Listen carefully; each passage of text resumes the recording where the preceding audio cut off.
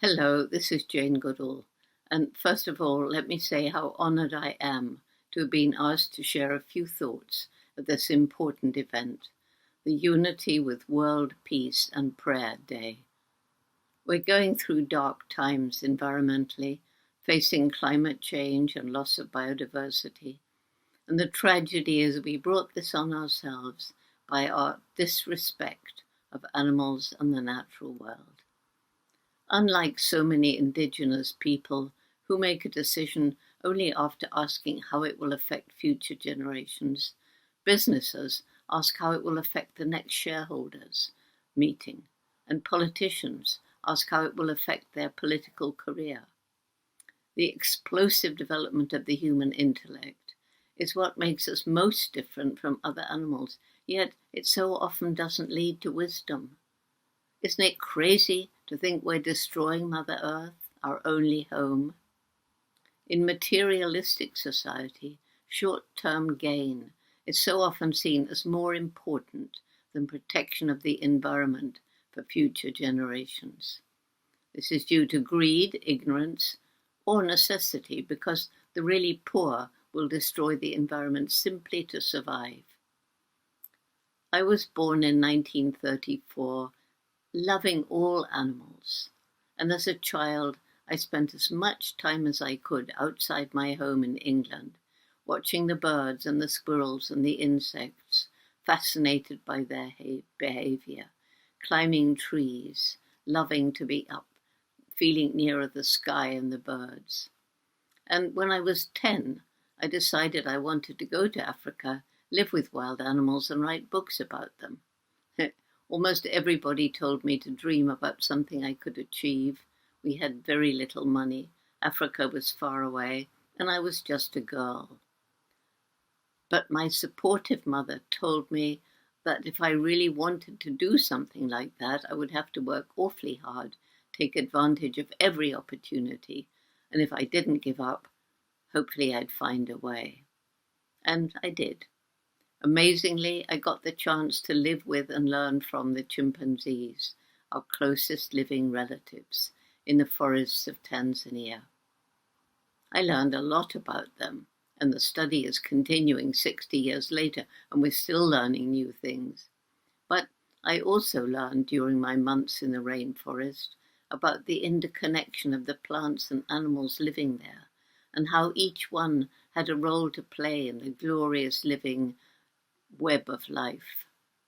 I began traveling around the world, giving talks and meeting decision makers, when I realized that chimpanzee numbers were declining rapidly as their forests were destroyed across Africa, either by international logging and mining companies or by desperately poor communities needing more land to feed growing families or get money from timber or charcoal.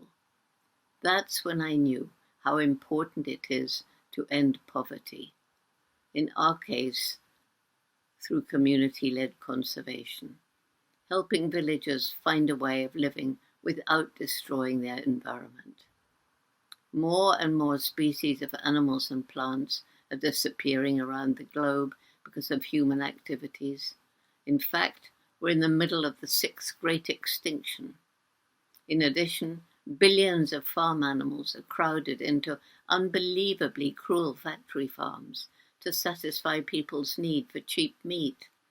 And this is destroying huge areas of habitat to grow the grain to feed them.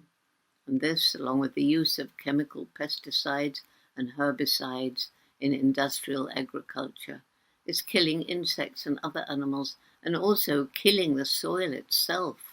Instead of thanking an animal for providing food, sending up a prayer, and ensuring that nothing is wasted, as so many indigenous people do, wealthy people are asking for and given huge amounts of meat, and so often eat only half, and they never give a thought to the suffering of the animal. Today, science has proof of the sentience of animals.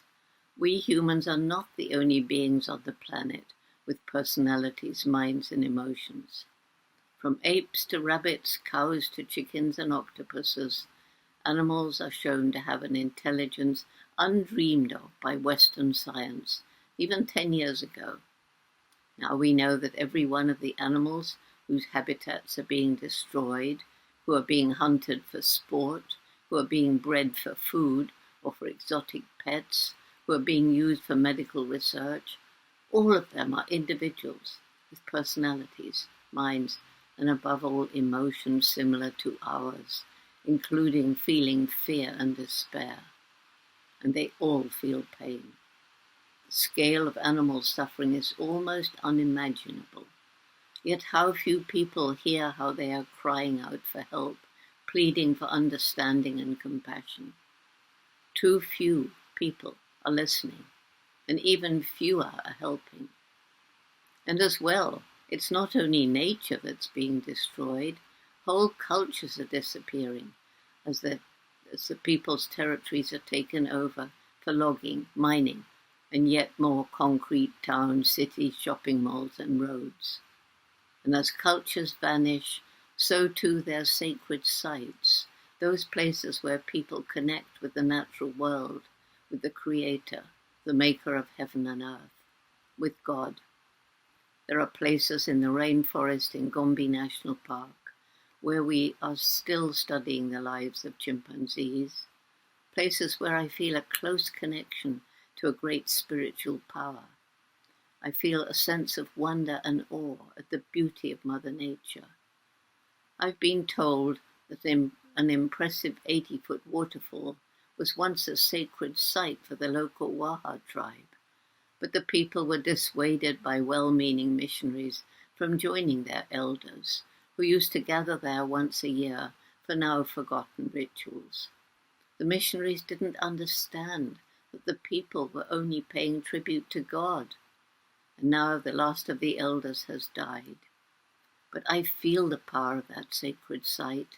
I have sat there for hours, and the chimpanzees too seem to feel this, for they form spectacular waterfall displays, or dances, swaying branches, swaggering upright from foot to foot, moving through the spray, then sitting looking at the water, something that's always coming, always going, and always there. They are experiencing, I believe, a similar sense of wonder and awe as I do. If we don't change our ways, create a new mindset that acknowledges we're part of the natural world and depend on it for air, water, food, everything, we are doomed to become just one more species to go extinct. This is why this gathering is so important.